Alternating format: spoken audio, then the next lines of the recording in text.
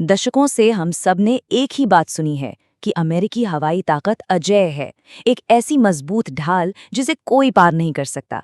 लेकिन क्या हो अगर वो ढाल अचानक से टूट जाए? आज के इस एक्सप्लेनर में हम कांग्रेशनल सर्विस यानी CRS की एक ऐसी रिपोर्ट के बारे में बात करने वाले हैं जिसने मॉडर्न वॉरफेयर के सारे नियमों को पूरी तरह से हिला के रख दिया है। 42 सुनने में शायद ये सिर्फ एक छोटा सा नंबर लगे, लेकिन इस हालिया संघर्ष में अमेरिका ने पूरे 42 एयरक्राफ्ट खो दिए हैं। और सच कहूं तो इस एक भारी आंकड़े ने उस अजेय होने के पुराने भ्रम को पूरी तरह तोड़ दिया है। अब जरा इस नुकसान की कीमत का अंदाजा लगाइए। पेंटागन के अनुमानों के मुताबिक ये करीब 29 अरब डॉलर का नुकसान है, 29 बिलियन डॉलर्स, और वो भी महज कुछ ही हफ्तों के अंदर। मतलब ये सिर्फ मशीनों का नुकसान नहीं है, बल्कि एक ऐसा तगड़ा झटका है जिसकी गूंज पूरी दुनिया में सुनाई दे रही है। इस निष्पक्ष रिपोर्ट का एक बहुत ही अहम हिस्सा कहता है, अमेरिकी हवाई प्रभुत्व का युग अब एक भारी विरोध वाली सच्चाई का सामना कर रहा है। असल में हुआ ये कि अमेरिका और इजराइल का एक कोऑर्डिनेटेड स्ट्राइक था जो देखते ही देखते मिसाइलों और ड्रोन्स के एक बहुत बड़े और विनाशकारी हवाई युद्ध में बदल गया, जिसकी किसी ने कल्पना भी नहीं की थी। देखिए, अगर हम अतीत की बात करें ना, तो अफगानिस्तान, इराक या लीबिया में अमेरिकी एयरफोर्स का लगभग एक तरफा राज था। वहां कोई खास विरोध नहीं मिलता था। लेकिन आज की सच्चाई एकदम अलग है। ईरान का एयर स्पेस इतना खतरनाक और चुनौतियों से भरा साबित हुआ कि वहां कदम रखते ही बहुत भारी नुकसान उठाना पड़ा। तो चलिए जरा डिटेल में देखते हैं कि आखिर नुकसान हुआ किस किस चीज का है। The fallen Titans, what was lost. इन 42 नष्ट हुए एयरक्राफ्ट्स का ब्रेकडाउन वाकई हैरान करने वाला है। 25 drones, 7 KC-135 tankers, 4 F-15E fighter jets, 5 अन्य विमान, और सबसे बड़ा झटका एक F-35A स्टेल्थ फाइटर। मतलब ड्रोन्स का गिरना फिर भी समझ आता है, लेकिन टॉप टियर फाइटर जेट्स का तबाह होना, ये अपने आप में एक बहुत बड़ी चेतावनी है। और यहाँ सबसे चौंकाने वाली बात आती है F-35A लाइटनिंग II। ये कोई आम जेट नहीं है।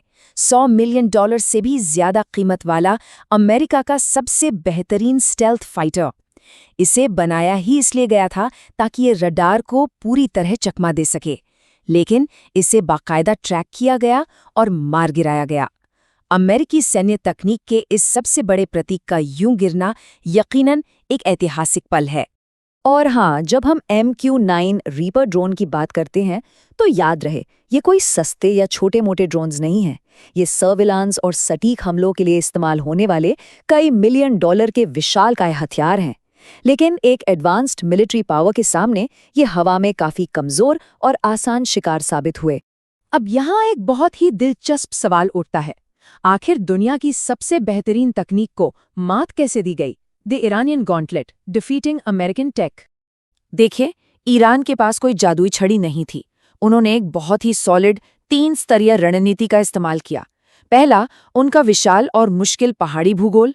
दूसरा, लेयर्ड यानी परतदार एयर डिफेंस सिस्टम। और तीसरा, एसिमेट्रिक वॉरफेयर की बेहद खतरनाक रणनीति। ये पूरी स्ट्रैटेजी किसी सस्पेंस थ्रिलर मूवी के उस सीन जैसी है जहां एक हाईटेक सिक्योरिटी सिस्टम को हैक किया जाता है। ईरान ने आमने सामने की हवाई लड़ाई लड़ी ही नहीं, उन्होंने जाग्रोस पहाड़ों के गहरे अंडरग्राउंड बंकरों का फायदा उठाया, जहां रडार भी धोखा खा जाते हैं। आसमान को सस्ते ड्रोन्स और रूसी मोबाइल मिसाइल सिस्टम से पूरी तरह भर दिया, और छापामार इलेक्ट्रॉनिक वॉरफेयर का इस्तेमाल करके अमेरिकी जेट्स को एक तरह से अंधा कर दिया। और यहीं से शुरू होता है असली domino effect, hunting the support. क्योंकि इस पूरी कहानी में असली तबाही सिर्फ फाइटर जेट्स की नहीं हुई, बल्कि उन सपोर्ट एयरक्राफ्ट्स की हुई जो बैकग्राउंड में रहकर इस पूरे युद्ध को चलाते हैं। उदाहरण के लिए KC-135 स्ट्रैटो टैंकर। आसान भाषा में कहें तो ये हवा में उड़ने वाले विशाल गैस स्टेशन होते हैं। ये आसमान में ही फाइटर जेट्स में ईंधन भरते हैं। अब जरा सोचिए, अगर ये ना हो तो अमेरिकी लड़ाकू विमान लंबी दूरी के मिशन कर ही नहीं सकते। उनका पूरा ऑपरेशन रुक जाएगा। और सबसे खौफनाक बात यह है कि ईरान ने ऐसे 7 KC-35 स्ट्रैटो टैंकरों को नष्ट कर दिया, और वो भी तब जब ये टैंकर ईरानी सीमाओं के बाहर उड़ रहे थे। इससे साफ पता चलता है कि ईरानी मिसाइलों की पहुंच कितनी दूर तक है और कैसे उन्होंने सीधे अमेरिकी वायुसेना की सप्लाई लाइन को ही काट दिया। और सिर्फ टैंकर ही नहीं, E3 सेंट्री यानी एवॉक्स का हाल भी कुछ ऐसा ही हुआ। ये करोड़ों डॉलर के हवा में उड़ते रेडार टावर होते हैं जो मिसाइलों और ड्रोन्स को ट्रैक करते हैं। अब अगर आप एक एवॉक्स को नष्ट कर दें तो इसका मतलब है पूरी सेना की आंखों पर पट्टी बांध देना। इससे बैटलफील्ड का पूरा कोऑर्डिनेशन ही चरमरा जाता है। इस पूरी रिपोर्ट में 3 अप्रैल की एक घटना का जिक्र है जो सच में रोंगटे खड़े कर देती है। एक F-15E स्ट्राइक ईगल को मार गिराया जाता है, उसके 2 क्रू मेंबर्स इजेक्ट करते हैं और वो भी सीधे दुश्मनों से घिरे ज़ाग्रोस के खतरनाक और निर्दयी पहाड़ों के बीच। ये कोई हॉलीवुड फिल्म का सीन नहीं था, ये जिंदगी और मौत की असली जंग थी। काफी भारी जद्दोजहद के बाद एक क्रू मेंबर को तो किसी तरह बचा लिया जाता है, लेकिन दूसरा उस दुर्गम पहाड़ी इलाके में दुश्मनों के बीच अकेला फंसा रह जाता है। इस एक पल ने पूरे अमेरिकी कमांड के बीच गहरी दहशत फैला दी थी। अपने साथी को सुरक्षित निकालने के लिए एक बहुत बड़ा रेस्क्यू मिशन लॉन्च हुआ, जिसमें पूरे 150 अमेरिकी विमानों को मोबिलाइज किया गया। लेकिन यही एक बहुत बड़ी और घातक चूक हो गई। भावनाओं में बहकर ये विमान सीधे ईरान के बिछाए हुए एयर डिफेंस जाल में जा घुसे, जिसका नतीजा ये हुआ कि इस बड़े रेस्क्यू के चक्कर में कई और विमान डैमेज हो गए और तबाही का दायरा बढ़ता ही चला गया। तो अब जरा पीछे हटकर इस बड़ी तस्वीर को देखते हैं, the future of global warfare. इस रिपोर्ट ने पूरी दुनिया में जो शॉकवेव्स भेजी हैं, उनका असल मतलब क्या है? कुछ बहुत ही कड़वी सच्चाइयां सामने आई हैं। पहला, हवा पर पूरी तरह कब्जा करना अब पहले से कहीं ज्यादा मुश्किल है। दूसरा, सिर्फ स्टेल्थ और सटीक हथियारों के दम पर अब युद्ध नहीं जीते जा सकते। तीसरा, ये जो अत्यधिक महंगे एयरक्राफ्ट्स हैं, ये बहुत आसानी से शिकार बन सकते हैं। और आखिरी बात, भविष्य की जंग के लिए अब बहुत बड़े पैमाने पर मिसाइलों के भंडार और इंडस्ट्रियल प्रोडक्शन की जरूरत होगी। पुरानी रणनीतियां अब काम नहीं आएंगी। इसका जो साइकोलॉजिकल इम्पैक्ट है, यानी मनोवैज्ञानिक असर, वो शायद इन टूटी हुई मशीनों के आंकड़ों से भी बड़ा है। अमेरिकी हवाई शक्ति की अजेय छवि का इस तरह से चकनाचूर होना कोई छोटी बात नहीं है। चीन, रूस और नाटो जैसी वैश्विक शक्तियां इस पूरी कमजोरी को बहुत बारीकी से देख रहे हैं। ये उनके मिलिट्री डॉक्ट्रिन को हमेशा के लिए बदल कर रख देगा।